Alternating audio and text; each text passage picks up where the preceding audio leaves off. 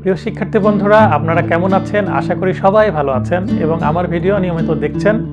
আপনাদের অ্যাডভোকেট হওয়ার স্বপ্ন বাস্তবায়ন করার জন্য আমি আছি আপনাদের পাশে, অ্যাডভোকেট শহীদুল ইসলাম পারভেজ। প্র্যাকটিস করছি জজ কোর্ট রাজশাহীতে।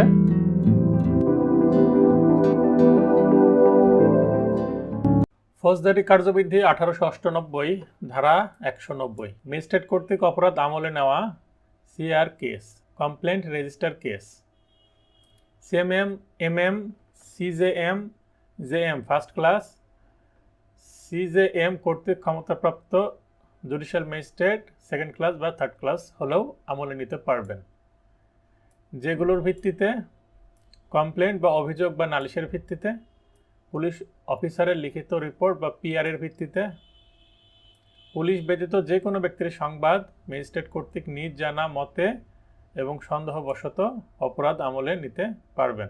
ক্ষমতাপ্রাপ্ত সেকেন্ড ক্লাস এবং থার্ড ক্লাস ম্যাজিস্ট্রেট আমলে নিতে পারবেন শুধুমাত্র 1 ক ও খ এর ভিত্তিতে, নালিশ এবং পিআরের ভিত্তিতে, তাছাড়া অন্য কোনো উপায় নিতে পারবেন না।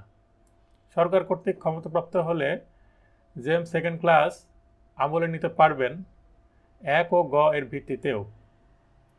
সুনির্দিষ্ট কারণ উল্লেখপূর্বক সরকার এক্সিকিউটিভ ম্যাজিস্ট্রেটকে 1 এর ক, খ, গ এর ভিত্তিতে অপরাধ আমলে নেওয়ার ক্ষমতা অর্পণ করতে পারেন।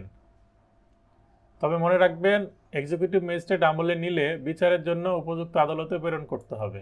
193, দায়রা আদালত কর্তৃক অপরাধ আমলে নেওয়া সিআর কেস, আদি এখতিয়ার নেই, অর্থাৎ দায়রা আদালতে সিআর কেস সরাসরি ফাইলিং করা যায় না। সরকার যে সকল মামলায় আদি এখতিয়ার দিবে সেগুলো আমলে নিবে। দায়রা জজ কর্তৃক অতিরিক্ত ও যুগ্ম দায়রা জজের নিকট প্রেরিত এবং বদলিত। 199, ব্যভিচারের অভিযোগ আমলে নিবে না যদি না স্বামী অভিযোগ ব্যতীত স্বামীর অনুপস্থিতিতে অভিভাবক। নাবালক, জড়বুদ্ধি, উন্মাদ, ব্যাধিগ্রস্ত স্বামীর ক্ষেত্রে যদি স্বামী বেঁচে আছে, সে যদি নাবালক হয় বা জড়বুদ্ধি হয় বা উন্মাদ হয় বা ব্যাধিগ্রস্ত হয়, তাহলে আদালতের অনুমতি সাপেক্ষে অন্য কোনো ব্যক্তি মামলা করতে পারবে। স্বামী সশস্ত্র বাহিনীর সদস্য হলেও সে সবসময় যেহেতু ছুটি পায় না, তাই তার অনুমতি সাপেক্ষেও তার কোনো অভিভাবক মামলা করতে পারবে।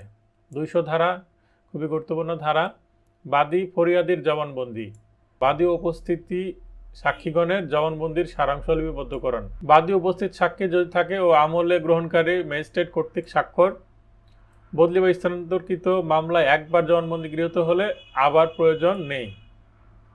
201, ম্যাজিস্ট্রেটের আমলে নেওয়ার ক্ষমতা না থাকলে মন্তব্য লিপিবদ্ধপূর্বক লিখিত অভিযোগটি ফেরত দিবে।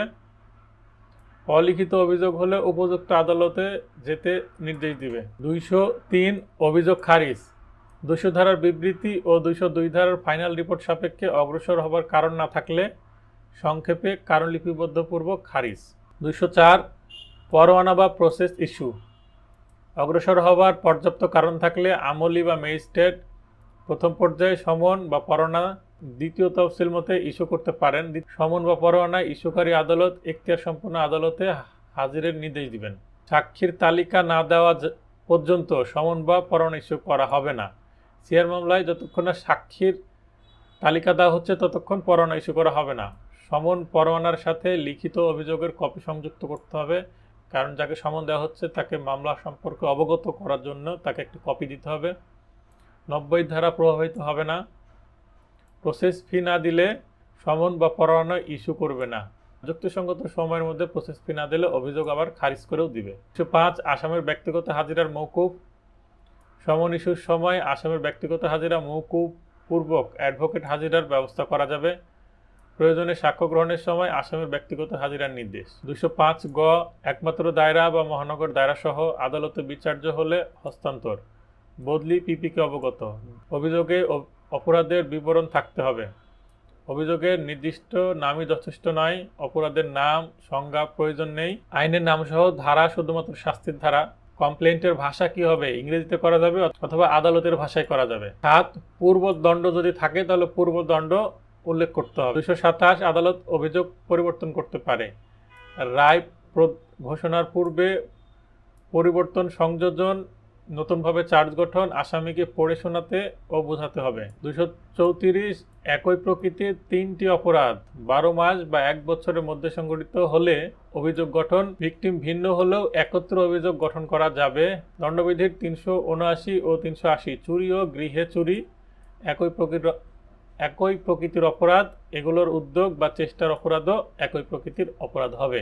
235 একাধিক অপরাধের বিচার, কতকগুলো পরস্পর সম্পর্কযুক্ত কার্যসমূহ একটি মাত্র কার্যের শামিল। একই ব্যক্তি কর্তৃক কৃত হলে অভিযোগ একটি বা একাধিক হতে পারে, কিন্তু মামলা একটি হবে। 2 বা ততোধিক সংজ্ঞার অন্তর্ভুক্ত অপরাধ হলে একই ব্যক্তি কর্তৃক কৃত হলে অভিযোগ একাধিক, মামলা একটি হবে। একই কার্য, মিলিত কার্য, সমন্বিত কার্যের জন্য অভিযোগ একটি হবে, মামলাও একটি হবে। আর এই ধারার দণ্ডবিধির 71 ধারাকে প্রভাবিত করবে না।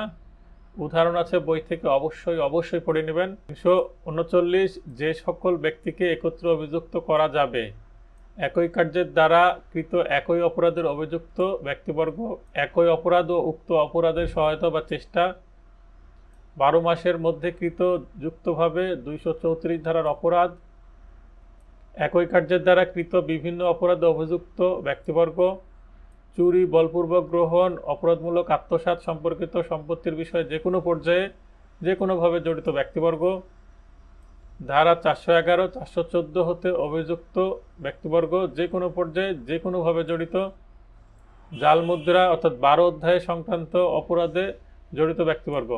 এখানে যে ধারাগুলো উল্লেখ করা হলো 234, 411, 414 এবং 12 অধ্যায়, এগুলো দণ্ডবিধির। 241 ক অব্যাহতি বা ডিসচার্জ, খুবই গুরুত্বপূর্ণ ধারা। অভিযোগ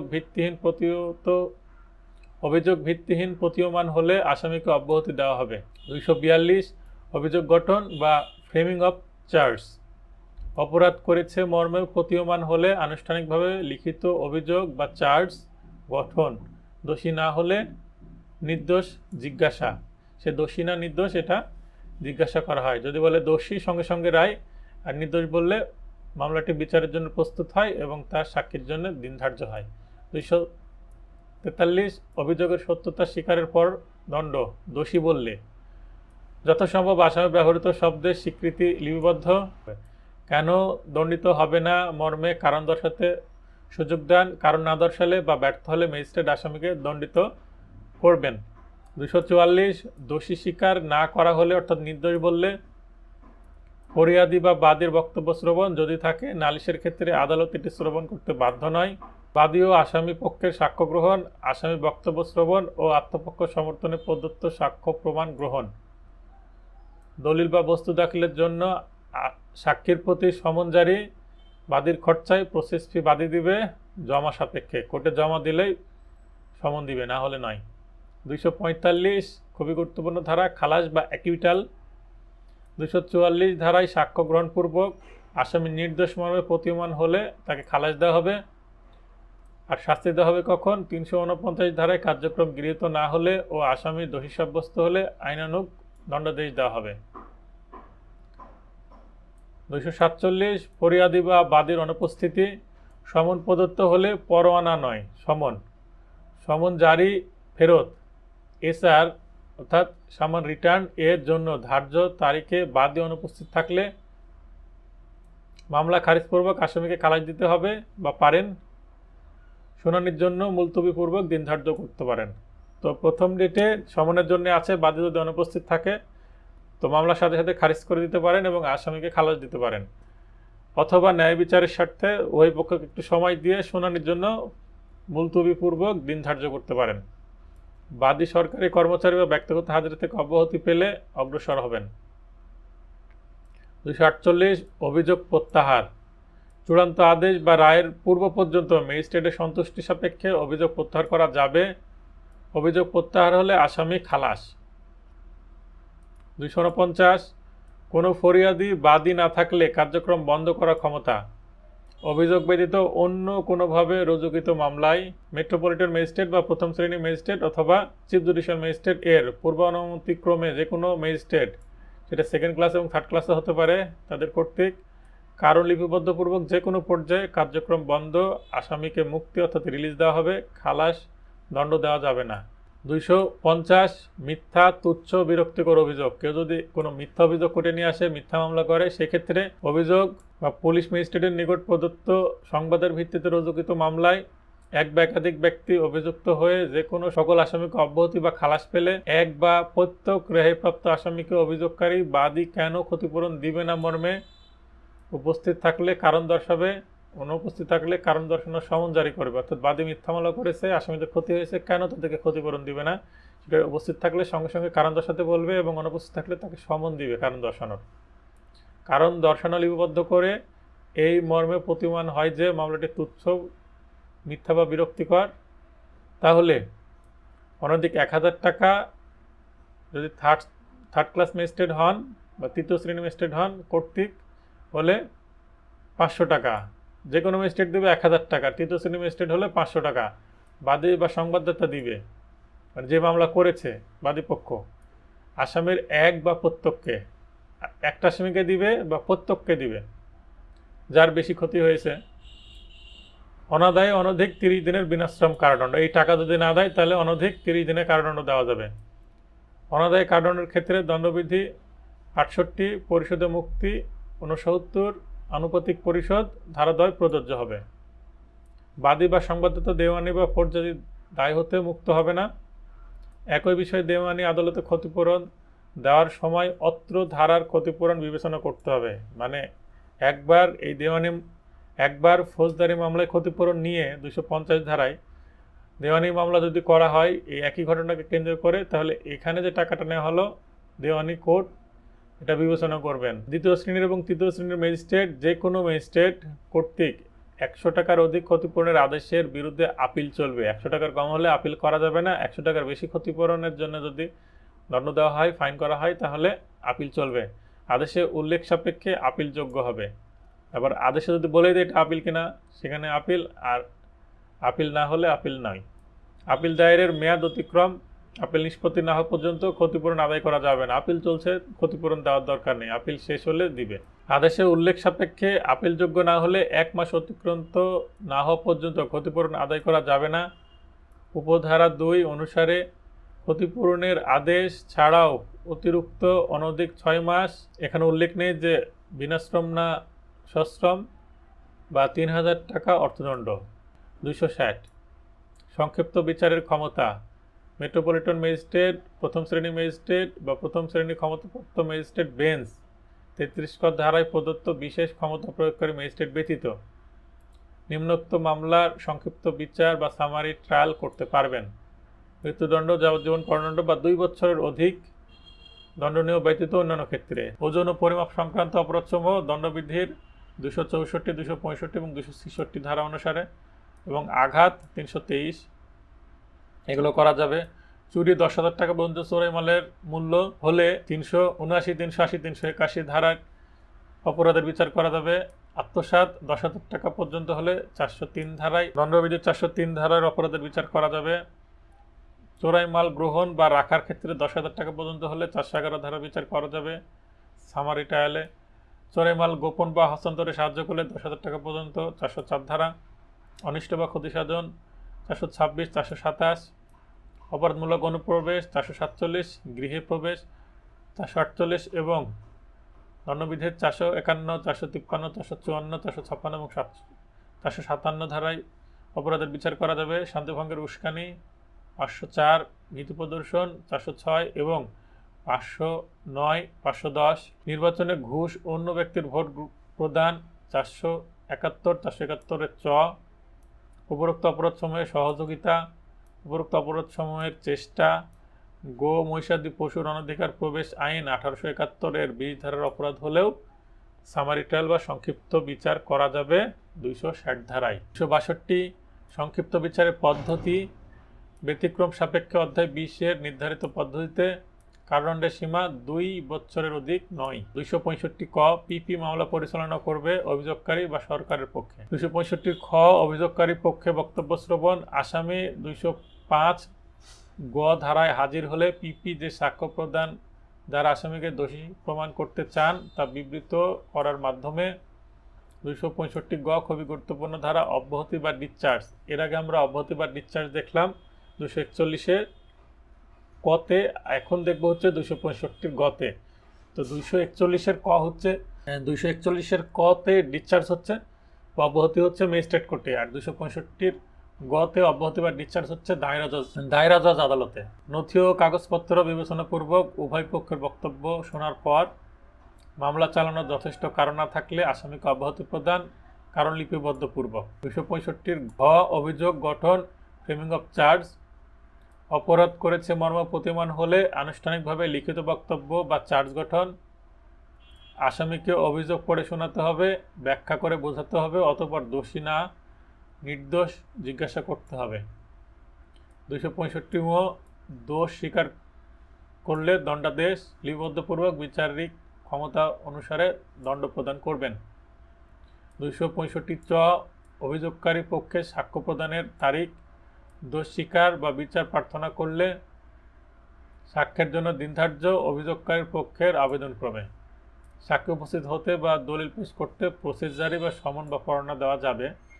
265 অভিযোগকারী বা প্রসিকিউশন পক্ষের সাক্ষ্য গ্রহণ। ধার্য তারিখে উপস্থিত সমস্ত সাক্ষীর সাক্ষ্য বিচারিক ক্ষমতা বলে অন্যান্য সাক্ষীর জবানবন্দি গ্রহণ না করা পর্যন্ত জেরা স্থগিত থাকবে। সাক্ষীদের অধিকতর জেরা ফার্দার ক্রস এক্সামিনেশন করার জন্য রিকল বা পুনরায় ডাকা যাবে। 265 খালাস অ্যাকুইটাল। আসামি অপরাধ করেছে মর্মে সাক্ষ্য প্রদান না পাওয়া গেলে খালাস বা কারণ লিপিবদ্ধপূর্বক খালাস দেওয়া যাবে।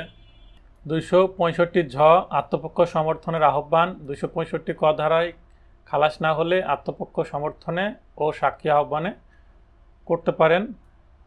আসামি লিখিত বিবৃতি পেশ করলে তা নথিবদ্ধকরণ। আসামি সাক্ষী বা দলিল উপস্থিত করতে প্রসেস বা সমন পরোয়ানা এর আবেদন করলে আদালত তা মঞ্জুর বা গ্রাহ্য করবেন। যদি না আদালত মনে করেন যে প্রসেসের আবেদনের উদ্দেশ্য বিরক্তি, বিলম্ব, ন্যায় বিচার ব্যাহত, তবে কারণ লিপিবদ্ধপূর্বক তা নামঞ্জুর বা অগ্রাহ্য করবেন। 265 যুক্তিতর্ক বা আর্গুমেন্টস। আসামি পক্ষের সাক্ষীদের যদি থাকে জবানবন্দি গ্রহণপূর্বক পিপি তার বক্তব্যের সারসংক্ষেপ পেশ করবেন। আসামি তার উকিল বা পিপির বক্তব্যের উত্তরদানের অধিকারী হবেন। শর্ত: আসামির উকিল আইনগত কোনো প্রশ্ন উত্থাপন করলে পিপি আদালতের অনুমতিক্রমে উক্ত বিষয়ে বক্তব্য পেশ করতে পারবেন। 265 খালাস বা দণ্ডাদেশ এর রায়। যুক্তিতর্ক ও আইনগত প্রশ্ন যদি থাকে শ্রবণের পর আদালত মামলা রায় প্রদান করবেন। 337 অপরাধীর সহযোগীকে ক্ষমা প্রদর্শন রাজসাক্ষীর ক্ষেত্রে। দায়রা আদালতে বিচারযোগ্য 10 বছর বা 211 ধারায় 7 বছর পর্যন্ত। 216 ক, 369, 41, 431, 467 ক ধারার অপরাধের ক্ষেত্রে প্রথম শ্রেণীর ম্যাজিস্ট্রেট তদন্ত, অনুসন্ধান, বিচারের যে কোনো পর্যায়ে প্রত্যক্ষ বা পরোক্ষভাবে জড়িত জ্ঞাত তথ্যের অধিকারী ব্যক্তির সাক্ষ্য গ্রহণের উদ্দেশ্যে জড়িত প্রত্যেক ব্যক্তি সম্পর্কে পূর্ণাঙ্গ ও সত্য প্রকাশের শর্তে ক্ষমা প্রদর্শন করতে পারেন সিজেএম এর অনুমোদন সাপেক্ষে। ক্ষমার কারণ লিপিবদ্ধকরণ। আসামির আবেদনে খরচাসহ নকল প্রদান।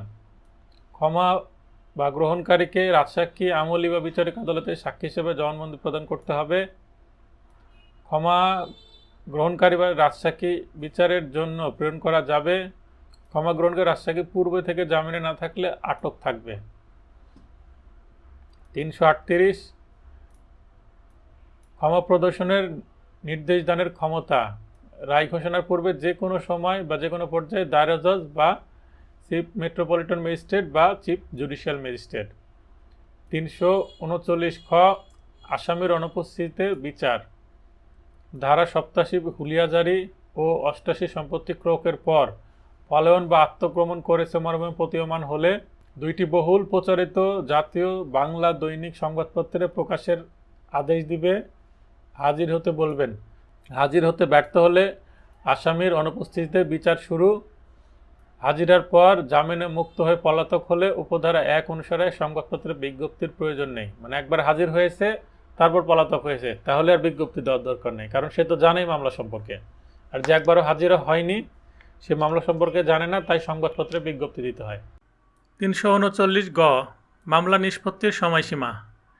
ম্যাজিস্ট্রেট কর্তৃক 180 দিনের মধ্যে অর্থাৎ 6 মাসে এবং দায়রা অতিরিক্ত যুগ্ম দায়রা জজ কর্তৃক 360 দিনের মধ্যে অর্থাৎ 12 মাসের মধ্যে মামলা নিষ্পত্তি করতে হবে। একাধিক মামলার কোনো আসামির ক্ষেত্রে ধারাবাহিকভাবে সময় গণনা। বদলি হলেও উক্ত সময়ের মধ্যেই, নির্ধারিত সময়ের পরও নিষ্পত্তি না হলে জামিন অযোগ্য মামলাতেও আসামি জামিন পাবে। দণ্ডবিধির 400-401 ধারা অধ্যায় 34-এর বিচার কার্যে অত্র ধারা প্রযোজ্য হবে না। জামিনে মুক্ত আসামি পলাতক হলে যতদিন পলাতক থাকবে সময় হতে তা বাদ যাবে। 340 আসামির আত্মপক্ষ সমর্থনের অধিকার ও সাক্ষী হবার যোগ্যতা। উকিল দ্বারা আত্মপক্ষ সমর্থনের অধিকার ধারা 107, 552 অধ্যায় 10, 11, 12 এবং 36 অনুসারে রুজুকৃত মামলায় আসামি নিজে সাক্ষী হতে পারবে। আসামি পক্ষের লিখিত অনুরোধক্রমে সাক্ষী হতে পারবে। সাক্ষ্য দিতে ব্যর্থতায় আসামির বিরুদ্ধে মন্তব্য করা যাবে না। 342, 342 খুবই গুরুত্বপূর্ণ ধারা। আসামির জবানবন্দি গ্রহণ করার ক্ষমতা বা সাফাই সাক্ষী হিসেবে পরিচিত এটা। সাক্ষ্য থেকে উদ্ভূত পরিস্থিতি ব্যাখ্যার সুযোগ দানের উদ্দেশ্যে অনুসন্ধান বিচারের যে কোনো পর্যায়ে পূর্ব সতর্কতা ছাড়াই প্রশ্ন জিজ্ঞাসা করা যাবে। প্রশ্নের জবাব দিতে অস্বীকার, মিথ্যা জবাব আসামিকে দণ্ডিত করবে না, তবে আদালত এর থেকে ন্যায়সঙ্গত অনুমান করতে পারবে। এরূপ জবাব অনুসন্ধান বিচারে ব্যবহার করা যেতে পারে। অপরাধের আভাস পাওয়া গেলে আসামির বিরুদ্ধে সাক্ষ্য হিসেবে গ্রহণ।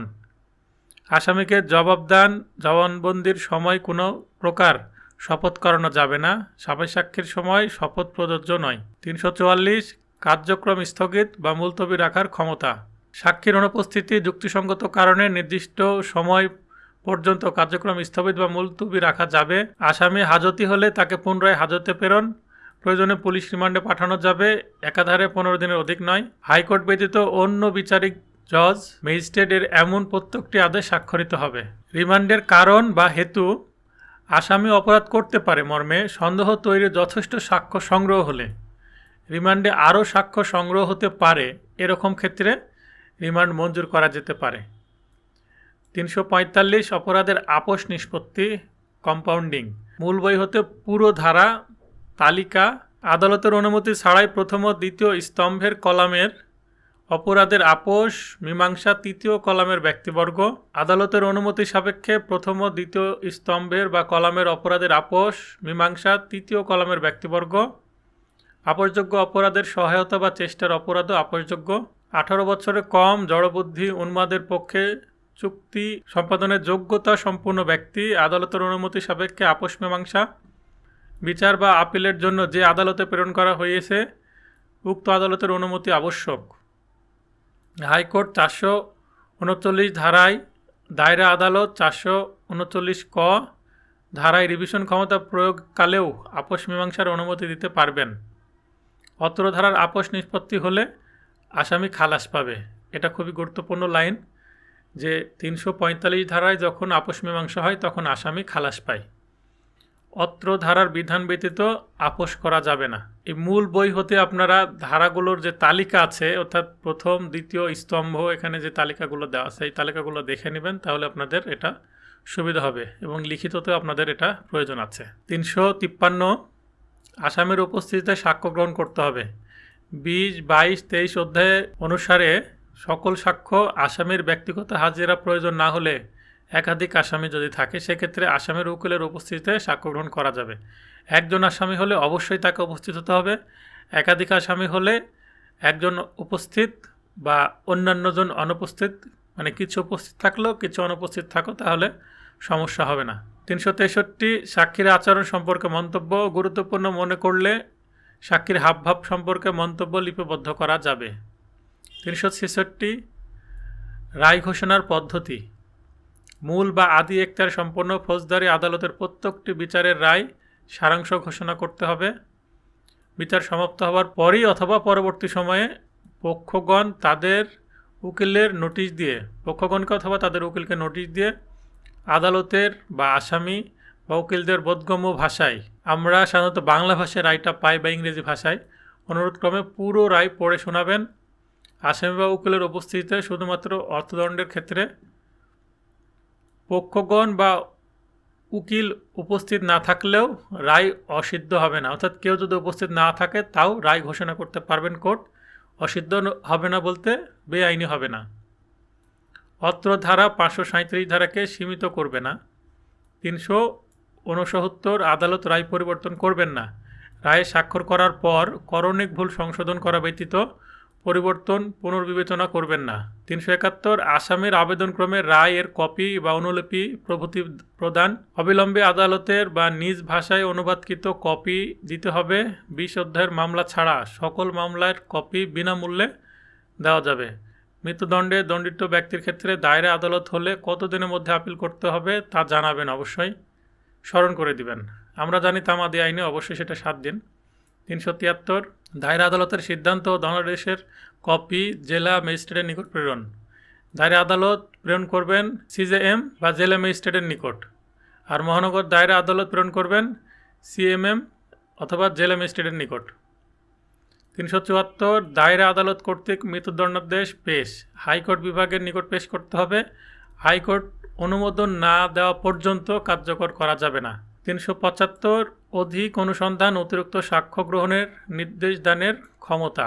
হাইকোর্ট নিজে অথবা দায়রা আদালতকে নির্দেশ প্রদান করবেন। হাইকোর্ট নিজে অতিরিক্ত অনুসন্ধান করতে পারবেন অথবা দায়রা জজকে নির্দেশ দিবেন। হাইকোর্ট ভিন্নরূপ নির্দেশ না দিলে অধিক অনুসন্ধান অতিরিক্ত সাক্ষ্য গ্রহণকালে দণ্ডিত ব্যক্তি হাজিরা হতে রেহাই পাবে। অধিক অনুসন্ধান বা অতিরিক্ত সাক্ষ্য গ্রহণ প্রয়োজন না হলে গৃহীত সাক্ষ্য সত্যায়নপূর্বক দায়ের আদালতে প্রেরণ করতে হবে। 376 হাইকোর্ট বিভাগ কর্তৃক দণ্ড বহাল বাতিলের ক্ষমতা।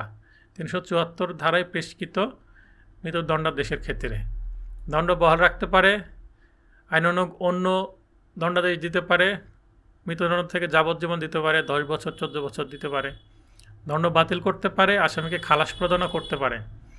আপিলের মেয়াদ অতিক্রম আপিল নিষ্পত্তি না হওয়া পর্যন্ত অত্র ধারা বলে দণ্ড অনুমোদনের আদেশ দেওয়া যাবে না। আপিলের সুযোগ থাকা অবস্থায় তো অবশ্যই এই 376 ধারায় হাইকোর্ট কোনো সিদ্ধান্ত নেবেন না। 377 নতুন দণ্ড অনুমোদন 2 জন বিচারপতি কর্তৃক স্বাক্ষরিত হতে হবে। 382 গর্ভবতী স্ত্রীলোকের মৃত্যুদণ্ড স্থগিতকরণ হাইকোর্ট বিভাগ কর্তৃক দণ্ড কার্যকর স্থগিত, উপযুক্ত ক্ষেত্রে দণ্ড হ্রাসকরণ, যাবজ্জীবন কারাদণ্ড প্রদান করা যেতে পারে যদি প্রেগনেন্ট লেডি হয়। 384 দণ্ড কার্যকর করার জন্য পরোয়ানা বা ওয়ারেন্ট বা নির্দেশ দেওয়া জেলের ভারপ্রাপ্ত কর্মকর্তা বরাবর দিতে হবে। 386 অর্থদণ্ড আদায়ের পরোয়ানা বা ওয়ারেন্ট নিম্নোক্ত 2টি উপায়ে অপরাধীর অস্থাবর সম্পত্তি ক্রয় ও বিক্রয়, স্থাবর বা অস্থাবর উভয় প্রকার সম্পত্তি দেওয়ানি পদ্ধতিতে এর জন্য জেলার কালেক্টরকে পরোয়ানা প্রদান। 1 ক অনুসারে সম্পত্তি ক্রয়ের সময় অপরাধী ব্যতীত অন্য কোনো ব্যক্তির দাবি সংক্ষেপে নির্ধারণের জন্য বিধি প্রণয়ন করা যাবে। এক্ষেত্রে কালেক্টর ডিক্রিদার গণ্য হবেন। অপরাধীকে গ্রেপ্তার বা আটক করা যাবে না। 388 কারাদণ্ড কার্যকরণ স্থগিত শুধু অর্থদণ্ডের ক্ষেত্রে তা অনাদায়ে কারাদণ্ড তৎক্ষণাৎ অর্থ প্রদানে ব্যর্থতায় আদেশের তারিখ হতে অনধিক 30 দিনের মধ্যে সম্পূর্ণ অথবা 2 বা 3টি কিস্তিতে প্রথম কিস্তি 30 দিনের ব্যবধানে, বাকিগুলো অনধিক 30 দিনের মধ্যে বন্ড স্বাক্ষর করলে কারাদণ্ড কার্যকর স্থগিত, অপরাধীকে মুক্তিদান। বন্ডে উল্লেখিত শর্ত অনুসারে টাকা পরিশোধে ব্যর্থতায় সঙ্গে সঙ্গে কারাদণ্ড কার্যকর করার নির্দেশ প্রদান। 399 যুবক তরুণ অপরাধীকে সংশোধনাগারে আটক। জুভেনাইল যারা কিশোর অপরাধী 15 বছরের কম বয়স্ক কোনো শিল্পের শাখায় শিক্ষার ব্যবস্থা করা যাবে। 401 দণ্ড স্থগিত মওকুফ করার ক্ষমতা সরকার বিনা শর্তে আসামি মেনে নিতে পারে এমন শর্তে দণ্ড স্থগিত মওকুফ সম্পূর্ণ বা আংশিকভাবে করতে পারে। সময়ের নিকট সরকারের নিকট দণ্ড স্থগিত মওকুফ করার জন্য আবেদন করা হলে দণ্ড দানকারী বা অনুমোদনকারী আদালতের প্রিজাইডিং জজের মতামত মঞ্জুর বা প্রত্যাখ্যান, কারণ সংবলিত বিবৃতিসহ নথির কপি তলব। স্থগিত বা মওকুফের শর্ত ভঙ্গ করলে স্থগিত বা মওকুফ বাতিল হবে। মুক্ত থাকলে বিনা পরোয়ানায় গ্রেপ্তার করা যাবে। বাকি সাজা ভোগের জন্য জেলে প্রেরণ করা যাবে। আসামি শর্ত পূরণ করবে, পূরণে স্বাধীন থাকবে। শর্ত যদি ব্যক্তির স্বাধীনতা খর্ব, সম্পত্তির ওপর দায় আরোপ করে, উপরোক্ত ধারাসমূহের বিধান প্রযোজ্য হবে। রাষ্ট্রপতির ক্ষমা প্রদর্শন অত্র ধারা দ্বারা ক্ষুণ্ণ হবে না। রাষ্ট্রপতি শর্ত সাপেক্ষে ক্ষমা প্রদর্শন করতে পারেন। 402 দণ্ড রদবদলের ক্ষমতা কমিউট সরকার দণ্ডিত ব্যক্তির সম্মতি ব্যতিরেকেই মৃত্যুদণ্ড বা যাবজ্জীবন কারাদণ্ড সশ্রম কারাদণ্ডে আর সশ্রম কারাদণ্ডকে একই মেয়াদের বিনাশ্রম কারাদণ্ডে কনভার্ট বা কমিউট বা রদবদল করতে পারেন। এই ধারার বিধান দণ্ডবিধির 54-55 ধারাকে প্রভাবিত করবে না। 402 ক মৃত্যুদণ্ডের ক্ষেত্রে সরকারের 401 এবং 402 ধারার ক্ষমা প্রদর্শনের ক্ষমতা একইভাবে রাষ্ট্রপতিও প্রয়োগ করতে পারবেন। 403 খুবই গুরুত্বপূর্ণ ধারা, একবার দণ্ডিত খালাসপ্রাপ্ত ব্যক্তির একই অপরাধের জন্য পুনরায় বিচার করা যাবে না। 304 ধারার 3টি নীতি আছে। দোবারা সাজা, double jeopardy, the doctrine of double jeopardy, পূর্বে খালাসপ্রাপ্ত, অ্যাকুইট ফয়েস অ্যাকুইট, পূর্বে দণ্ডপ্রাপ্ত, অ্যাকুইর ফয়েস কনভিক্ট, একই বিষয়ে কাউকে দুইবার বিচারের সম্মুখীন করা যায় না, নিমো ডিবিট বিস ভেক্সারি, একই অপরাধে পুনরায় বিচার করা যাবে না। যে ক্ষেত্রে দণ্ডিত বা খালাসপ্রাপ্ত ব্যক্তির বিরুদ্ধে পৃথক অভিযোগ গঠন করা যেত, সেক্ষেত্রে পরবর্তীতে পৃথক অভিযোগে বিচার করা যাবে। অপরাধের ফলস্বরূপ পরবর্তীতে পৃথক অপরাধের সৃষ্টি হলে শেষোক্ত অপরাধের বিচার করা যাবে। পূর্ববর্তী অপরাধের বিচারকারী আদালত ক্ষমতাসম্পন্ন না হলে উক্ত কার্যধারা হতে সৃষ্ট ভিন্ন অপরাধের বিচার করা যাবে। অন্য ধারার কোনো বিধান জেনারেল ক্লজেস অ্যাক্ট 1897 এর 26 ধারার কার্যবিধির 188 ধারার বিধানকে প্রভাবিত করবে না। ব্যাখ্যা: অভিযোগ খারিজ, 249 ধারায় কার্যক্রম বন্ধ, আসামিকে অব্যাহতি অত্র ধারার উদ্দেশ্যে খালাস মর্মে গণ্য করা যাবে না। কিছু উদাহরণ আছে, না দিলেই নয়, এখান থেকে সরাসরি প্রশ্ন চলে আসতে পারে উদাহরণ থেকে। চাকর কর্তৃক চুরির অভিযোগ, খালাস পেল, একই ঘটনায় পরবর্তীতে চুরি বা অপরাধমূলক বিশ্বাসভঙ্গের অভিযোগে বিচার করা যাবে না। খুনের অভিযোগে খালাস, খুনের সাথে দস্যুতা থাকলে পরবর্তীতে বিচার করা যাবে। গুরুতর আঘাতের অভিযোগে দণ্ডিত হলো, এর ফলে ভিকটিম পরে মরে গেল, পরবর্তীতে নরহত্যার বিচার করা যাবে। নরহত্যা করলো, দণ্ডিত হলো, পরে খুনের বিচার করা যাবে না। আঘাত, দণ্ডিত হলো, পরবর্তীতে ফলস্বরূপ দফা 3 এর আওতায় পৃথক অপরাধ না হলে আঘাতের জন্য পুনর্বিচার করা যাবে না। দেহ হতে সম্পত্তি চুরি, দণ্ডিত হলো, একই ঘটনায় দস্যুতার উপাদান থাকলে বিচার করা যাবে। দস্যুতা 3 জন যদি করে, দণ্ডিত হলো, অনুসন্ধানে 5 জনের অধিক ছিল জানা গেল, ডাকাতির জন্য পুনর্বিচার করা যাবে। 405 প্রকৃত সম্পত্তি পুনরুদ্ধারের আবেদন অগ্রাহ্য হলে তার বিরুদ্ধে আপিল চলবে। 79 ধারায় রুজুকৃত দরখাস্ত নাকচ হলে আপিল চলবে। 406 শান্তিরক্ষা সদাচরণের মুচলেখায় আদেশের বিরুদ্ধে আপিল চলবে। শর্ত 123(2)(3) ক উপধারা মতে দায়রা জজের নিকট পেশকৃত মামলার বিরুদ্ধে আপিল চলবে না, বাকি ক্ষেত্রে চলবে। 406 ক জামানত গ্রহণ করতে অস্বীকার, জামানত নাকচের আদেশের বিরুদ্ধে আপিল চলবে। 122 ধারায় নাকচের সংযুক্ত ব্যক্তি chief judicial magistrate, district magistrate, chief metropolitan magistrate এর আদেশের বিরুদ্ধে দায়রা বা মহানগর দায়রা জজের নিকট, মেট্রোপলিটন ম্যাজিস্ট্রেট এর আদেশের বিরুদ্ধে চিফ মেট্রোপলিটন ম্যাজিস্ট্রেটের নিকট, জুডিশিয়াল ম্যাজিস্ট্রেট বা এক্সিকিউটিভ ম্যাজিস্ট্রেটের আদেশের বিরুদ্ধে চিফ জুডিশিয়াল ম্যাজিস্ট্রেট অথবা ডিস্ট্রিক্ট ম্যাজিস্ট্রেটের নিকট আপিল করতে হবে। 407 দ্বিতীয় বা তৃতীয় শ্রেণীর ম্যাজিস্ট্রেট প্রদত্ত দণ্ডাদেশের বিরুদ্ধে আপিল চিফ জুডিশিয়াল ম্যাজিস্ট্রেটের নিকট দায়ের করতে হবে। চিফ জুডিশিয়াল ম্যাজিস্ট্রেট নিজে অথবা অতিরিক্ত চিফ জুডিশিয়াল ম্যাজিস্ট্রেটের নিকট প্রেরণ, শুনানি, মীমাংসা ও নিষ্পত্তি করা যাবে। প্রেরিত আপিল প্রত্যাহারও করা যাবে। 408 যুগ্ম দায়রা জজ, সাব জজ। আমরা জানি যুগ্ম দায়রা জজকে সাব জজ বলা হয়। প্রথম শ্রেণীর ম্যাজিস্ট্রেট প্রদত্ত দণ্ডাদেশের বিরুদ্ধে আপিল। যুগ্ম দায়রা জজ 5 বছর কারাদণ্ড পর্যন্ত। মেট্রোপলিটন ম্যাজিস্ট্রেট প্রথম শ্রেণীর ম্যাজিস্ট্রেট প্রদত্ত দণ্ডাদেশের বিরুদ্ধে দায়রা ও মহানগর দায়রা জজের নিকট। তবে শর্ত থাকে, যুগ্ম দায়রা জজ 5 বছরের যদি অধিক কারাদণ্ড দেয় প্রদত্ত দণ্ডাদেশের বিরুদ্ধে সরাসরি হাইকোর্টে যেতে হবে। আর মেট্রোপলিটন ম্যাজিস্ট্রেট বা জুডিশিয়াল ম্যাজিস্ট্রেট ক্ষমতাপ্রাপ্ত হয়ে দণ্ডবিধির 124 ক ধারায় দণ্ডাদেশ দিলে সেক্ষেত্রেও আর দায়রা জজ বা মহানগর দায়রা জজের কাছে আপিল চলবে না। কোথায় যেতে হবে? মহামান্য হাইকোর্টে। 409 দায়রা আদালতে আপিল শুনানি। দায়রা জজ নিজে অথবা অতিরিক্ত দায়রা জজের কাছে শুনানির জন্য বদলি করবেন। তবে শর্ত, অতিরিক্ত দায়রা জজ শুধুমাত্র ওই সকল আপিল শুনবেন সরকারের সাধারণ বা বিশেষ আদেশে নির্দেশিত আর দায়রা জজ কর্তৃক অর্পণকৃত। 410 দায়রা আদালতে প্রদত্ত দণ্ডাদেশের বিরুদ্ধে আপিল। দায়রা জজ বা অতিরিক্ত দায়রা জজ প্রদত্ত দণ্ডাদেশের বিরুদ্ধে আপিল হাইকোর্ট ডিভিশনে যাবে। 412 আসামি দোষ স্বীকার করলে দণ্ডের পরিমাণ আইনগত যৌক্তিকতার হেতু ব্যতীত দণ্ডের বিরুদ্ধে আপিল চলবে না। দোষ স্বীকার করলে সেটার আর আপিল চলবে না। 413 তুচ্ছ মামলার আপিল নেই। খুবই গুরুত্বপূর্ণ ধারা। অনধিক 1 মাস বা 50 টাকা অর্থদণ্ডের বিরুদ্ধে আপিল চলে না। ব্যাখ্যা: অর্থদণ্ড অনাদায়ে প্রদত্ত কারণের বিরুদ্ধে আপিল চলবে না। 414 সংক্ষিপ্ত বিচারের কতিপয় দণ্ডের বিরুদ্ধে আপিল নেই।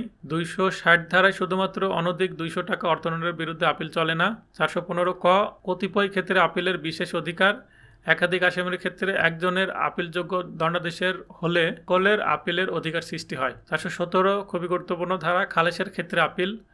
সরকার পিপিকে নির্দেশ দিলে দায়রা জজ অতিরিক্ত যুগ্মসহ এর মূল মামলা বা আপিলে খালাস হলে হাইকোর্টে আপিল করতে হবে। যে কোনো ম্যাজিস্ট্রেট যদি খালাস দেয় সেক্ষেত্রে দায়রা জজ বা মহানগর দায়রা জজের কাছে যেতে হবে আপিল নিয়ে। 418 ধারায় যাই থাকুক না কেন, সিআর মামলায় বা কমপ্লিট রেজিস্টার্ড মামলায় আইনের ভুল ব্যাখ্যার কারণে ন্যায় বিচার ব্যর্থ হলে যদি খালাস পায়, বাদী হাইকোর্টে আপিল করতে পারবে। দায়রা জজ বা অতিরিক্ত যুগ্মসহ এর মূল মামলায় যদি খালাস হয় হাইকোর্টে আপিল করতে হবে। যে কোনো ম্যাজিস্ট্রেট যদি খালাস পায় দায়রা বা মহানগর দায়রা জজের কাছে আপিল করতে হবে।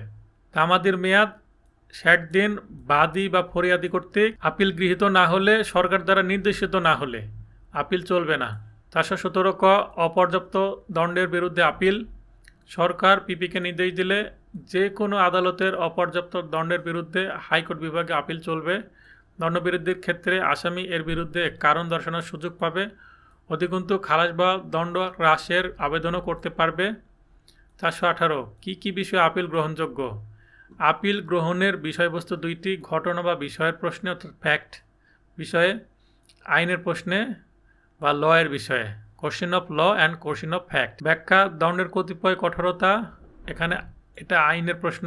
419 আপিলের দরখাস্ত, আবেদনপত্র বা পিটিশন অবশ্যই লিখিত আপিলকারী বা উকিল কর্তৃক দায়ের, রায় এবং আদেশের জবেদা নকল সংযুক্ত করতে হবে। 421 আপিল সরাসরি বা সামারি খারিজ। হস্তক্ষেপের মতো পর্যাপ্ত কারণ না থাকলে আপিলকারীকে বক্তব্য পেশের সুযোগ দিয়ে সঙ্গে সঙ্গে আপিল খারিজ। গ্রহণযোগ্যতা শুনানির দিনই আপিল খারিজ হয়ে যাবে যদি সেটা অগ্রসর হওয়ার কোনো সুযোগ না থাকে বা কারণ না থাকে। এমন খারিজের পূর্বে নথি তলব করা যাবে, বিবেচনাধীন বা বাধ্য নয়। নথি তলব মানে নিম্ন আদালতের নথি তলব, তাই এটাকে ইংরেজিতে সংক্ষেপে এলসিআর বলা হয়, লোয়ার কোর্ট রেকর্ড। 423 আপিল আদালতের ক্ষমতা। এলসিআর তলব করতে পারবে, লোয়ার কোর্টের রেকর্ড তলব করতে পারবে, লোয়ার কোর্টের রেকর্ড পরীক্ষা করতে পারবে, আপিলকারীর বক্তব্য শ্রবণ অর্থাৎ শুনানি করতে পারবে, পিপির বক্তব্য শ্রবণ অর্থাৎ শুনানি করতে পারবে, আসামির বক্তব্য শ্রবণ অর্থাৎ শুনানি, হাজির হলে 417 ধারায় আপিলও করা যাবে। হস্তক্ষেপের মতো পর্যাপ্ত কারণ না থাকলে আপিল খারিজ। খালাসের ক্ষেত্রে খালাসের আদেশ পরিবর্তন, অধিকতর তদন্ত, পুনর্বিচারের নির্দেশ হলে, দোষী হলে দণ্ড প্রদান করা যাবে। দণ্ডাদেশের ক্ষেত্রে সিদ্ধান্ত দণ্ড রদ, খালাস, অব্যাহতি, পুনর্বিচারের নির্দেশ, দণ্ড বহাল, সিদ্ধান্ত রদ না করা, দণ্ড হ্রাস, সিদ্ধান্ত রদ, এগুলো করা যাবে। দণ্ডের প্রকৃতির পরিবর্তন শুধুমাত্র সশ্রম হতে বিনাশ্রম, বিনাশ্রম হতে সশ্রম, তাও করা যাবে। দণ্ড বৃদ্ধির জন্য আপিল, সিদ্ধান্ত ও দণ্ড রদ, খালাস, অব্যাহতি প্রদান, পুনর্বিচারের নির্দেশ দেওয়া যাবে। সিদ্ধান্ত পরিবর্তন, দণ্ড বহাল রাখা যাবে। দণ্ড হ্রাস বা বৃদ্ধি যে কোনো পর্যায়ে করা যাবে। অন্য কোনো আদেশের ক্ষেত্রে পরিবর্তন বা বিপরীত আদেশ প্রদান করা যাবে। সংশোধন বা সংযত আদেশ প্রদান করা যাবে, তবে শর্ত থাকে দণ্ডবৃদ্ধির সময় আসামিকে কারণ দর্শানোর সুযোগ দিতে হবে। আর মূল বা আদি আদালত সর্বোচ্চ যে দণ্ড দিতে পারতেন, আপিল আদালত তার থেকে বেশি দণ্ড প্রদান করবেন না। 426 আপিল পেন্ডিং থাকলে দণ্ড স্থগিত। দণ্ড স্থগিত আপিল আসামি আটক থাকলে জামিনে বা মুচলেকায় মুক্তি, এমন ক্ষমতা হাইকোর্টেরও প্রয়োগ করতে পারবে। অনধিক 1 বছর কারাদণ্ডের ক্ষেত্রে আদালতের সন্তুষ্টি সাপেক্ষে আসামি আপিলের শর্তে জামিনে মুক্তি, আপিল দায়ের করা পর্যন্ত দণ্ড স্থগিত। আপিল বিভাগে আপিলের বিশেষ বিধান থাকলে হাইকোর্ট কর্তৃক আপিলে প্রদত্ত দণ্ড আদেশ স্থগিত, আসামি জামিনে মুক্তি। চূড়ান্তভাবে কারাদণ্ড বা যাবজ্জীবন কারাদণ্ডে দণ্ডিত হলে যে সময়টুকু আসামি মুক্ত ছিল তা বাদ যাবে। 427 খালাসের বিরুদ্ধে আপিল হলে আসামি গ্রেপ্তার করে জেলে প্রেরণ, জামিনে মুক্তিও দেওয়া যাবে। 431 আপিল পণ্ড বা অ্যাবেটমেন্ট। 417 খালাস হলে এবং 417 ক অপর্যাপ্ত দণ্ড দিলে এর বিরুদ্ধে আপিল, আসামির মৃত্যুতে অন্যান্য আপিলকারীর মৃত্যুতে অর্থদণ্ডের বিরুদ্ধে ব্যতীত আপিল পণ্ড হয়ে যাবে। 435 নিম্ন আদালতের নথি তলব বা এলসিআর এর ক্ষমতা। হাইকোর্ট, দায়রা আদালত নিজ অধিক্ষেত্রে নিম্ন আদালতের নথি তলব বা এলসিআর তলব করতে পারবেন। দণ্ড স্থগিত করে আসামিকে জামিনে মুক্তি দিতে পারবেন। নির্বাহী বা জুডিশিয়াল ম্যাজিস্ট্রেট সবাই এই ধারা মতে দায়রা জজের অধীন। 436 দণ্ডাদেশের আদেশ প্রদানের ক্ষমতা। 203, 204, 3 ধারায় খারিজ আসামি অব্যাহতি পেলে সিজেএম নিজে অথবা অধস্তন কোনো ম্যাজিস্ট্রেটকে অনুসন্ধানের নির্দেশ দিবেন। শর্ত: যে ক্ষেত্রে অব্যাহতি প্রাপ্ত ব্যক্তিকে কারণ দর্শানোর সুযোগ দিতে হবে। 439 হাইকোর্ট বিভাগে রিভিশন ক্ষমতা। নথি তলব: নিজে নথি তলব, প্রেরিত বা কোনোভাবে গোচরীভূত হলে অর্থাৎ জানতে পারলে 438 ধারায় ক্ষমা প্রদর্শন দণ্ডবৃদ্ধি করা যাবে।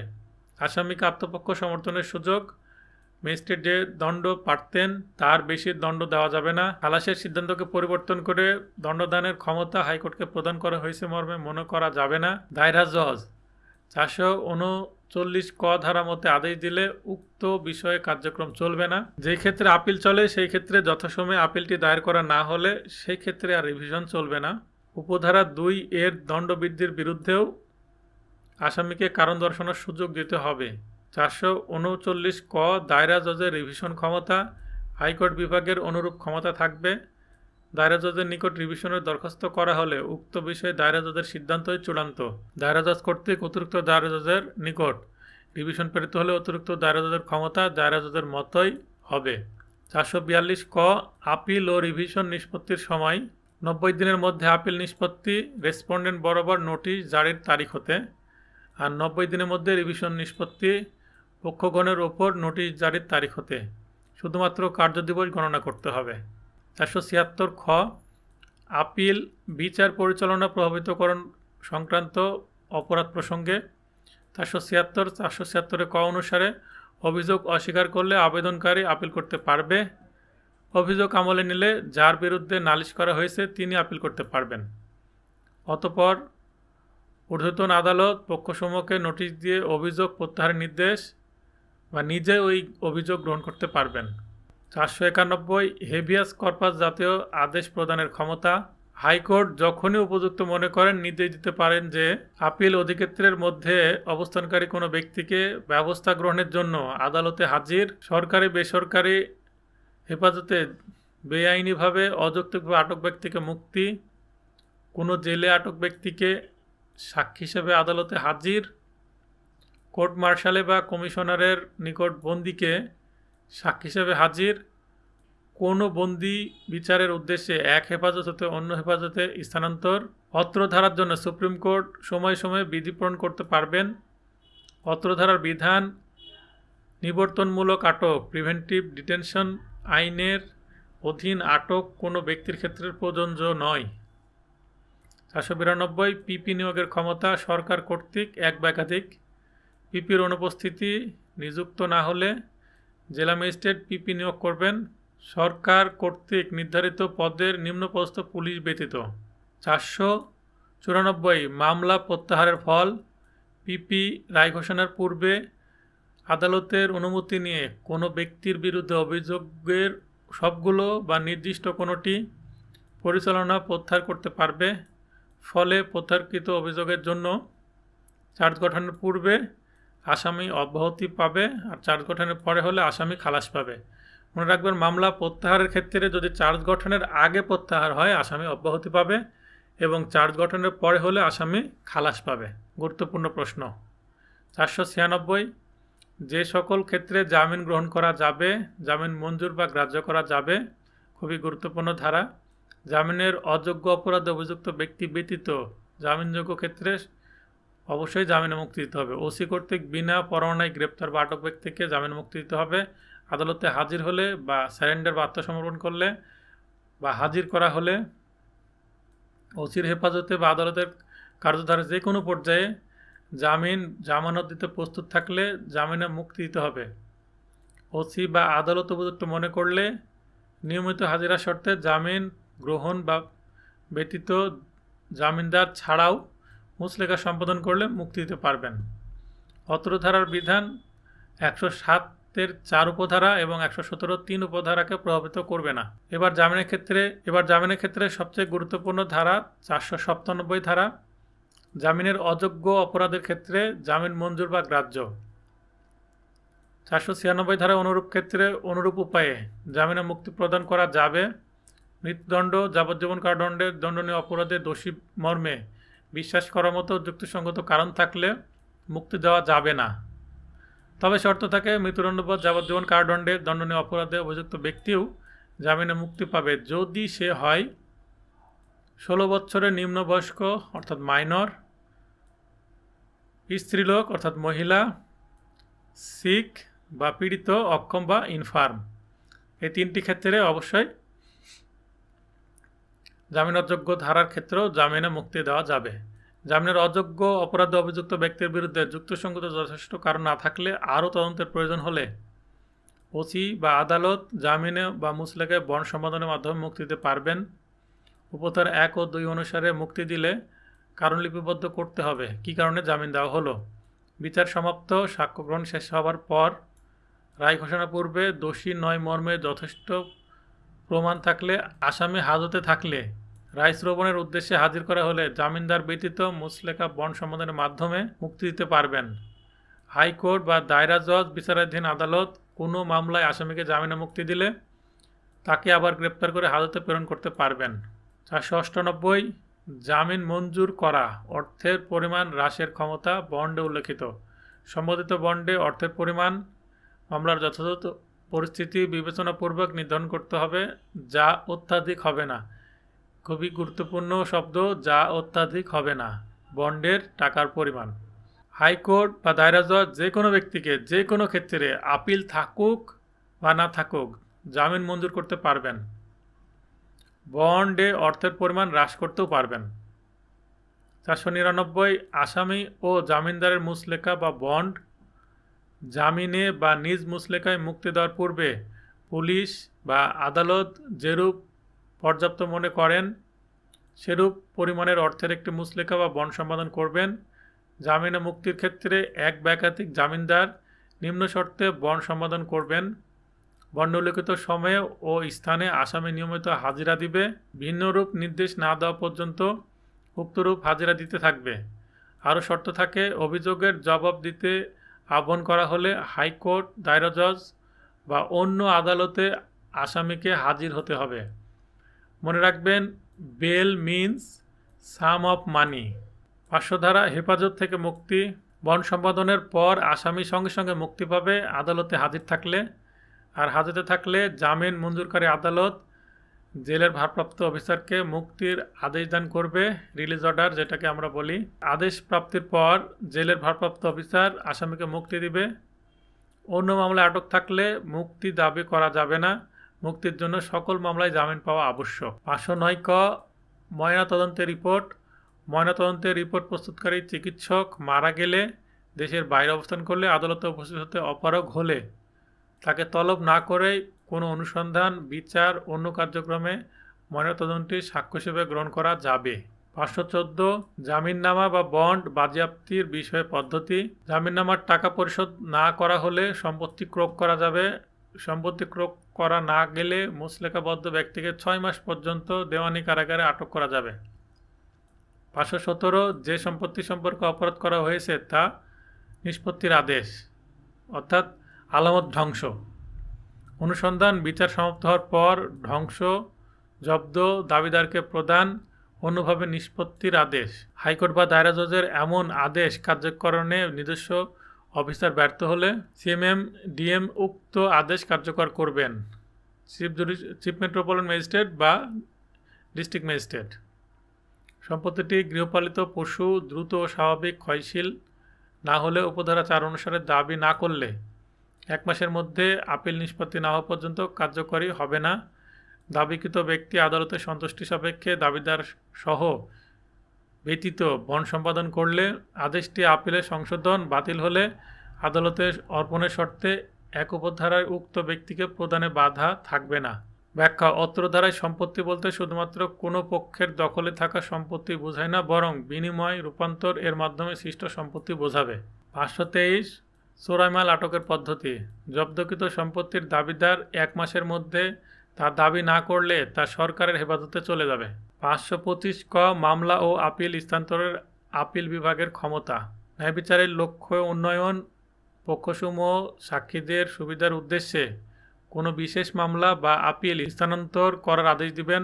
আপিল বিভাগ কর্তৃক হাইকোর্টের এক বেঞ্চ হতে অন্য বেঞ্চে অথবা কোনো ফৌজদারি আদালত হতে অন্য ফৌজদারি আদালতে, একই বা উচ্চতর কোনো আদালতে এমনভাবে ব্যবস্থা গ্রহণ করতে হবে যেন প্রকৃতপক্ষ ওই আদালতে মামলা রুজু করা হয়েছিল এবং আপিল দায়ের করা হয়েছিল এবং উপস্থিত হয়েছিল। 526 খুবই গুরুত্বপূর্ণ ধারা। হাইকোর্ট কর্তৃক মামলা স্থানান্তর স্বয়ং বিচার করার ক্ষমতা। স্থানান্তরের কারণ ও হেতু 5টি। ট্রান্সফার, মামলা ট্রান্সফারের কারণ বা রিজন হচ্ছে, গ্রাউন্ডস হচ্ছে 5টি। অধস্তন ফৌজদারি আদালতে ন্যায়সঙ্গত নিরপেক্ষ অনুসন্ধান বা বিচার পাওয়া যাবে না এরকম ক্ষেত্রে, জটিল আইনের প্রশ্নে উদ্ভব হতে পারে এরকম ক্ষেত্রে, ঘটনাস্থলে পরিদর্শন, সন্তোষজনক অনুসন্ধান, বিচার প্রয়োজন হলে, পক্ষসমূহ বা সাক্ষীদের সাধারণ সুবিধার্থে, ন্যায় বিচারের স্বার্থে বা সমীচীন হলে এই 5টি গ্রাউন্ডে মামলা ট্রান্সফার করা যাবে। যার ভিত্তিতে 3টি ক্ষেত্রে: নিম্ন আদালতের রিপোর্টের ভিত্তিতে, স্বার্থ সংশ্লিষ্ট কোনো পক্ষের দরখাস্তের ভিত্তিতে এবং হাইকোর্ট নিজ উদ্যোগ অর্থাৎ সুমোটো হয়ে মামলা ট্রান্সফার করতে পারেন। তবে শর্ত থাকে, একই দায়রা বিভাগের আদালতসমূহের একটি হতে অন্যটি মামলা স্থানান্তর করতে প্রথমে দায়রা আদালতে দরখাস্ত করতে হবে, আর দায়রা জজ তা অগ্রাহ্য করলে অতঃপর হাইকোর্ট বিভাগে দরখাস্ত দাখিল করতে হবে। আর ভিন্ন দায়রা বিভাগের অর্থাৎ ভিন্ন জেলার আদালতসমূহের একটি হতে অন্যটি মামলা স্থানান্তর করতে সরাসরি হাইকোর্ট বিভাগে দরখাস্ত করতে হবে। এখন রাজশাহী জেলার একটি আদালত থেকে অন্য আদালতে মামলা ট্রান্সফার করতে হলে দায়রা জজই যথেষ্ট। আর দায়রা জজ যদি অগ্রাহ্য করে সেক্ষেত্রে হাইকোর্টে আবার আবেদন করা যাবে দ্বিতীয়বার। আর যদি রাজশাহী থেকে নাটোরে বা ঢাকা থেকে রাজশাহীতে কোনো মামলা ট্রান্সফার করতে হয় তাহলে সরাসরি হাইকোর্টে দরখাস্ত করতে হবে। এমন প্রত্যেকটি দরখাস্ত পক্ষগণকে এফিডেভিটের মাধ্যমে দাখিল করতে হবে, অ্যাটর্নি জেনারেল ব্যতীত। অ্যাটর্নি জেনারেল হলে আর এফিডেভিট লাগবে না। এমন দরখাস্ত আসামি করলে দরখাস্তের বিরোধিতাকারীকে ক্ষতিপূরণের প্রদানের শর্তে জামিনদার সভা ব্যতীত বন্ড সম্পাদন করতে হবে। এমন দরখাস্তের নোটিশ পিপিকে দিতে হবে। নোটিশ ও শুনানির মধ্যে কমপক্ষে 24 ঘন্টা সময় পরে আদেশ দেওয়া যাবে। 6 ক তুচ্ছ বা বিরক্তকর মর্মে অগ্রাহ্য দরখাস্তের জন্য দরখাস্তকারী বিরোধিতাকারীকে অনধিক 1000 টাকা ক্ষতিপূরণ প্রদান করবে। অনধিক 200 টাকার বন্ড সম্পাদনপূর্বক উপযুক্ত সময়ের মধ্যে দরখাস্ত দাখিল করতে হবে। 526 খ দায়রা জজ কর্তৃক মামলা স্থানান্তর করার ক্ষমতা। সেশন জজ কিভাবে মামলা ট্রান্সফার করে সেটা দেখি। ন্যায় বিচারের স্বার্থে অত্র ধারায় আদেশ সমীচীন হলে এক ফৌজদারি আদালত হতে অন্য ফৌজদারি আদালতে, অধস্তন আদালতের রিপোর্টের ভিত্তিতে স্বার্থ সংশ্লিষ্ট কোনো পক্ষের দরখাস্তের ভিত্তিতে নিজ উদ্যোগে বা সুমোটো হয়ে 526 ধারার উপধারা 4 থেকে 10 এর অনুরূপ বিধান, অর্থাৎ হাইকোর্টের যেমন ক্ষমতা আছে তেমন ক্ষমতায় দায়রা জজও প্র্যাকটিস করবেন। 528 দায়রা জজ কর্তৃক সহকারী অধস্তন বা অতিরিক্ত যুগ্ম দায়রা জজকে বোঝাচ্ছে দায়রা জজের নিকট হতে মামলা ফিরিয়ে নেওয়া বা তলব করা। মামলা দিয়েছিলেন আবার ফিরিয়ে নেওয়া। যুগ্ম দায়রা জজ হতে প্রত্যাহার বা উইথড্রয়াল, ফিরিয়ে নেওয়া, তলব, রিকল করা। অতিরিক্ত দায়রা জজ হতে শুনানির পূর্বে ফিরিয়ে নেওয়া বা তলব বা রিকল করা। ফিরিয়ে নেওয়া বা প্রত্যাহারকৃত মামলা বা আপিল নিজে বা অন্য আদালতে শুনানি বা বিচারের জন্য ব্যবস্থা করা। Chief metropolitan magistrate, chief judicial magistrate বা ডিস্ট্রিক্ট ম্যাজিস্ট্রেট কর্তৃক অধস্তন আদালতের মামলা প্রত্যাহার, উইথড্রয়াল, ফিরিয়ে নেওয়া বা তলব বা রিকল, অতঃপর ফিরিয়ে নেওয়া বা প্রত্যাহারকৃত মামলা নিজে বা অন্য আদালতে অনুসন্ধান বা বিচারের ব্যবস্থা করা, একই বিষয়। চিফ মেট্রোপলিটন ম্যাজিস্ট্রেট বা চিফ জুডিশিয়াল ম্যাজিস্ট্রেটকে হাইকোর্টের অনুমোদন সাপেক্ষে সরকার কোনো বিশেষ বা শ্রেণীর মামলা প্রত্যাহারের ক্ষমতা দিতে পারে। কোনো ম্যাজিস্ট্রেট 192 উপধারা 2 ধারায় প্রেরিত মামলা তলব করে নিজে অনুসন্ধান অথবা বিচার করতে পারবে। কোনো ম্যাজিস্ট্রেট অত্র ধারার ক্ষমতা প্রয়োগকালে কারণ লিপিবদ্ধ করবেন। 535 অভিযোগ বা চার্জ প্রণয়ন না করার ফল। আপিল বা রিভিশন আদালতে মনে হয় যে এর ফলে ন্যায় বিচার ব্যাহত হয়নি তবে সিদ্ধান্ত বা দণ্ডাদেশের বাতিল হবে না। আপিল বা রিভিশন আদালতে মনে হয় যে এর ফলে ন্যায় বিচার ব্যাহত হয়েছে তবে চার্জ প্রণয়নপূর্বক পরবর্তী কার্যক্রম পুনরায় শুরুর আদেশ দানও দেওয়া যাবে। 540 গুরুত্বপূর্ণ সাক্ষীকে সমন দ্বারা আহ্বান, উপস্থিত ব্যক্তির জবানবন্দি গ্রহণের ক্ষমতা। অনুসন্ধান বা বিচার বা অন্য কার্যক্রমের যে কোনো পর্যায়ে কোনো আদালত যে কোনো ব্যক্তিকে সাক্ষী হিসেবে সমন দ্বারা আহ্বান করতে পারেন। কোনো সাক্ষী সামনে উপস্থিত না হলে উপস্থিত সাক্ষীদের জবানবন্দি গ্রহণ করা যাবে। ন্যায় বিচারের স্বার্থে আবশ্যক মনে করলে কোনো ব্যক্তিকে সমন দ্বারা আহ্বান, জবানবন্দি গ্রহণ, পুনরায় তলব বা রিকল, পুনরায় জবানবন্দি গ্রহণ করা যাবে। কার্যধারার নকল 548। রায় আদেশ দ্বারা ক্ষতিগ্রস্ত বা সংক্ষুব্ধ ব্যক্তির আবেদনক্রমে খরচাসহ কপি বা নকল প্রদান বিশেষ ক্ষেত্রে বিনামূল্যেও দেওয়া যাবে। 561। স্বামী কর্তৃক ধর্ষণের অপরাধ সম্পর্কে বিশেষ বিধানাবলী। সিজেএম ব্যতীত অন্য কোনো ম্যাজিস্ট্রেট স্বামী কর্তৃক নিজ স্ত্রীকে ধর্ষণের অপরাধ আমলে গ্রহণ করবেন না। লোকটিকে উক্ত অপরাধে বিচারের জন্য প্রেরণ করবেন না। পুলিশ ইন্সপেক্টর পদের নিম্নপদস্থ অফিসারকে তদন্তের জন্য নিযুক্ত করা যাবে না। 561 ক খুবই গুরুত্বপূর্ণ ধারা। হাইকোর্টের অন্তর্নিহিত সহজাত বা ইনহেরেন্ট ক্ষমতা অক্ষুণ্ণ থাকবে। 3টি ক্ষেত্রে প্রয়োগ করবেন।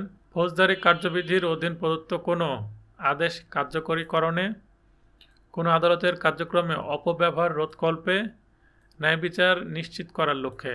565 পূর্বে দণ্ডিত অপরাধীর ঠিকানা অবগত করার ক্ষমতা। কোনো ব্যক্তি বাংলাদেশের আদালতে 3 বছর সশ্রম বা বিনাশ্রম বা ততোধিক কারাদণ্ডে দণ্ডিত হওয়ার পর পরবর্তীতে আবার 3 বছর সশ্রম বা বিনাশ্রম বা ততোধিক কারাদণ্ডে দণ্ডিত হলে অভ্যাসগতভাবে অপরাধ করেই যাচ্ছে, আদালত উপযুক্ত মনে করলে উক্ত ব্যক্তিকে যাবজ্জীবন সশ্রম কারাদণ্ড দেওয়া যেতে পারে। যাবজ্জীবন না দিলে উক্ত 3 বছর সশ্রম বা বিনাশ্রম বা ততোধিক কারাদণ্ডের মেয়াদ উত্তীর্ণ, সাজাভোগ হওয়ার তারিখ হতে অনধিক 5 বছর পর্যন্ত বর্ণিত উপায়ে তার বাসস্থান পরিবর্তন, বাসস্থান হতে অনুপস্থিতি বিজ্ঞাপিত করতে হবে। সে কোথায় অবস্থান করছে, কোথায় যাচ্ছে, কি করছে সবগুলোই জানাতে হবে কোর্টকে। উপরোক্ত বিধিমালা লঙ্ঘনের বিজ্ঞপ্তিত না করলে অভিযোগে যে জেলায় তার বাসস্থান সম্পর্কে সর্বশেষ বিজ্ঞপ্তিত হয়েছিল উক্ত জেলার ম্যাজিস্ট্রেট তার বিচার করবেন। আমি নিয়মিত ভিডিও নিয়ে আসছি আপনাদের সামনে, আপনাদের প্রস্তুতিকে শানিত করার জন্য, আপনাদের স্বপ্নকে বাস্তবায়ন করার জন্য। আপনারা আমার পাশে থাকবেন, আমার চ্যানেলটি সাবস্ক্রাইব করবেন এবং ভিডিও ভালো লাগলে লাইক, শেয়ার এবং কমেন্ট করবেন। আপনাদের সমস্যাগুলো আমার সাথে শেয়ার করার জন্য আমাকে মোবাইল ফোনে কল করতে পারবেন, হোয়াটসঅ্যাপ করতে পারবেন, আমার ফেসবুক মেসেঞ্জারে মেসেজ করতে পারবেন, যে কোনো উপায়ে আমার সাথে যোগাযোগ করবেন, অথবা ভিডিওর কমেন্ট সেকশনে আপনাদের সমস্যাগুলো আমাকে জানান, আমি সমাধান দেওয়ার চেষ্টা করব। আর আমার ভিডিও যারা এখনও সবগুলো দেখেননি, প্রথম থেকে ভিডিওগুলো দেখুন, তাহলে আপনাদের প্রস্তুতিতে আরও ভালো একটি পজিটিভ ইফেক্ট পড়বে। ধন্যবাদ সবাইকে।